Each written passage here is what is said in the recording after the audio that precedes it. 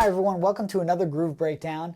I'm Fenichel. For this one we're going to take a look at Everybody Wants to Rule the World by Tears for Fears. It's an old tune from the 80s, something I've covered with some of my cover bands in the past, and I actually had a question from one of my students who had seen me play it. Basically, I changed the groove a little bit. I don't do it the exact same way you hear it on the studio version, and the reason for that is if you watch Tears for Fears do it live, there's a shaker going. They have a loop going that keeps like a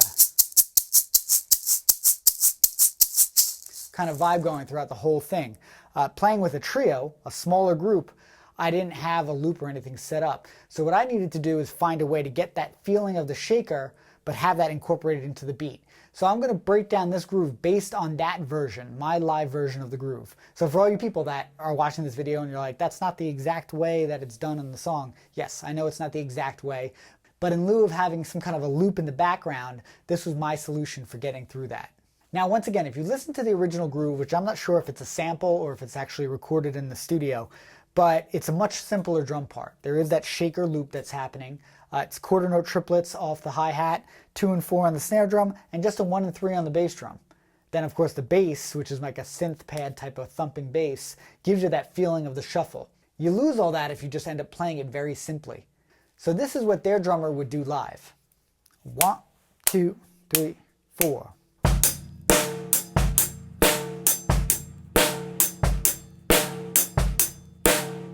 Very simple drum part. But if you try to do that in a small band setting, you don't get all those little bells and whistles and it doesn't push or fill in the groove. So let's go ahead and just take a look at my version of this groove at tempo.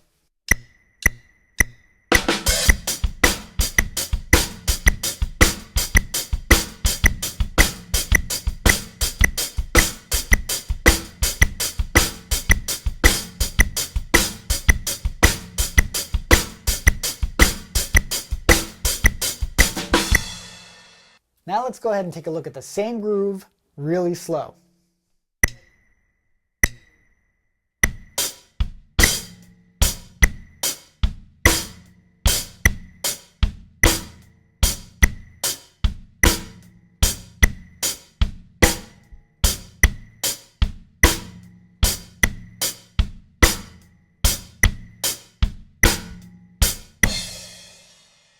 Next, I want to go ahead and break it down piece by piece, starting with the hi-hat part. Now, if you notice, we have this down, up, down, up, down, up, back and forth feeling. That's going to simulate that shaker. Again, if you notice, this is the same as, so here's just the hi-hat part, very slowly.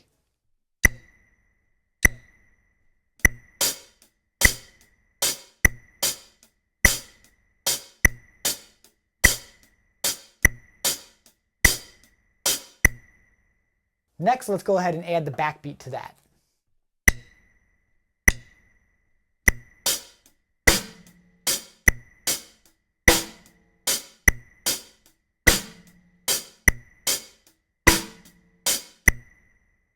Now, talking about adding the bass drum part, again, it's very simple in the studio version. You just have a 1, 2, 3, 4. But the bass is that thumping bass line. So if you don't have a bass that has that very thumping, attacky type of bass, I feel like it's better to fill all that in. So I'm basically doing a shuffle pattern. 1, a 2, a 3, a 4, and I'm keeping that going. I've seen other guys go 1, a 2, a 3, a 4, a 1. That's fine too.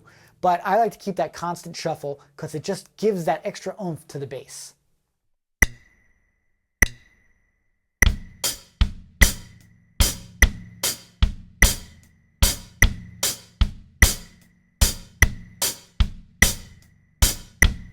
So let's go ahead now and add that bass to the hi-hat and backbeat.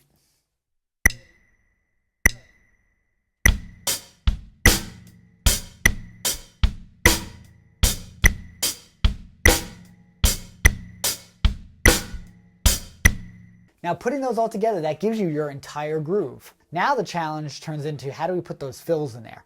Now if you notice, there's a lot of really cool fills that they're doing throughout the song. Very untraditional for drum fills. Just a series of like stuff like that. So the idea now is to be able to throw in those fills, the ba-ba, ba-ba-ba, without losing the flow of that shaker or the bass drum pattern. Because if you listen to the tune, that performs like a loop. You hear that shaker throughout the whole song, you hear that thumping on the bass. So I want to maintain that flow so it doesn't sound like something drops out. Again, if you watch the video or you watch them live, the drummer just goes ahead and plays it on the snare drum. But we don't have that luxury if you don't have all that loop and stuff happening. So we're going to try to figure out how to add those fills without stopping any of the other stuff.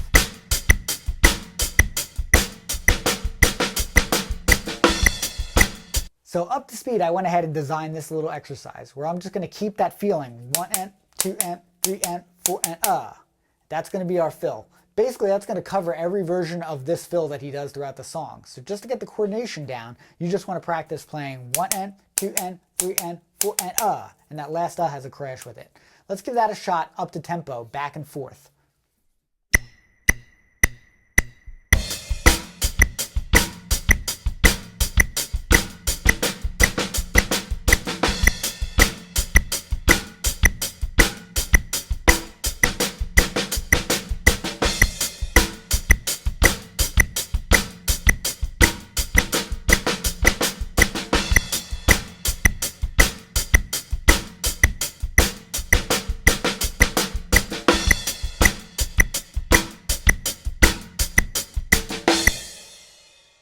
Great. Now let's go ahead and take that same fill and break it all the way down so you can figure out how to put all those things against everything that's happening. This gets a little tricky. Let's give it a shot.